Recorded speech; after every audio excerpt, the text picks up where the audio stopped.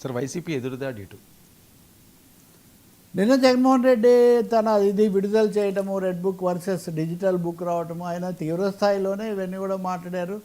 ఇంకొకటి మేము వస్తాము, మేము వచ్చిన తర్వాత దీని అంతటికి కూడా తగినది మేము తీసుకుంటాము.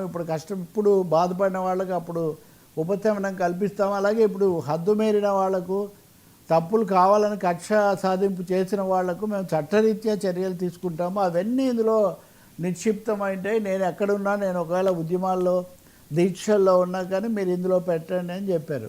కానీ ఇలా చెప్పడాన్ని ఈరోజు స్పీకర్ అయ్యన్న పాత్రుడు సభలో మాట్లాడుతూ మేము వచ్చిన తర్వాత ఇలా చేస్తాం అలా చేస్తాం అన్నారు. ఈ పద్ధతులు ఏమీ బాగాలేవు, సభలో వచ్చి మాట్లాడాలి కానీ బయట మాట్లాడటం ఏంటి అన్నది ఆయన ఒక గట్టిగానే చర్చలు ప్రారంభం కావడానికి ముందు స్పీకర్ అయ్యారు. నిన్న మనం చూసాం కదా, హైకోర్టులో జగన్మోహన్ రెడ్డి పిటిషన్ వేయటము, దాని మీద నోటీసులు పంపించటము స్పీకర్కు, తర్వాత నోటీసులు పంపించారు. అప్పుడు అసెంబ్లీ సెక్రటరీని దీనికి సమాధానం దాఖలు చేయమని కూడా అడిగారు. స్పీకర్కు నేరుగా పంపించారు.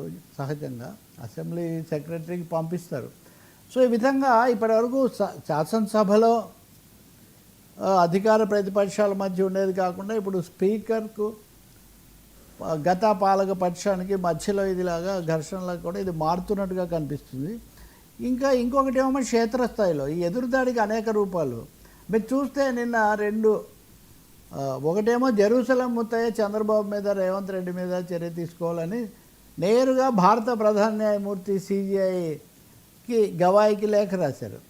ఆంధ్రప్రదేశ్లోనేమో గతంలో సిఐగా పనిచేసిన సిఐ శంకరయ్య చంద్రబాబు నాయుడుకు నోటీస్ ఇచ్చాడు. ఆయన నన్ను మీరు అవమానించారు, వివేకానంద రెడ్డి హత్య లేకపోతే మృతి ఆ సందర్భంలో అక్కడ అవన్నీ సాక్ష్యాలు చెరిపేయడానికి నేను ప్రత్యక్షంగా సహకరించానని అర్థం వచ్చేటట్టుగా మీరు మాట్లాడారు. ఇది నా పరువు భంగం కలిగించింది, నాకు ప్రమోషన్ వచ్చిందని కూడా మీరు అన్నారు. అవేమీ జరగలేదు.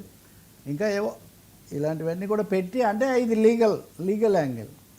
అలాగే సిట్ అనేది ఏసీబీ కోర్టును పక్కదో పట్టిస్తుంది అని కూడా 1-2 సార్లు వాళ్ళు చేయడం జరుగుతోంది సభలో జరుగుతున్న వాటి మీద కూడా. సో అనేక విధాలుగా ఇటు శాసన మండలిలో, రెండోది కోర్టుల్లో, మూడోదేమో మామూలు ప్రత్యక్షంగా దీక్షలు వీటన్నిటి ద్వారా, నాలుగోదేమో ఎవరి లూప్ హోల్ ఉపయోగించుకొని లేకపోతే అవకాశం ఉపయోగించుకొని రకరకాల లీగల్ నోటీసులు కూడా ఇవ్వడం, వీటన్నిటి ద్వారా అన్ని కోణాల్లో దీన్ని కొనసాగించాలనే ఒక నిర్ణయానికి వచ్చినట్టు మటుకు కనిపిస్తుంది. ఒక ఎదురు దాడి, కౌంటర్ అఫెన్స్ సీరియస్గానే స్టార్ట్ చేసినట్టుగా ఈ సూచనలన్నీ మనకు చెప్తున్నాయి.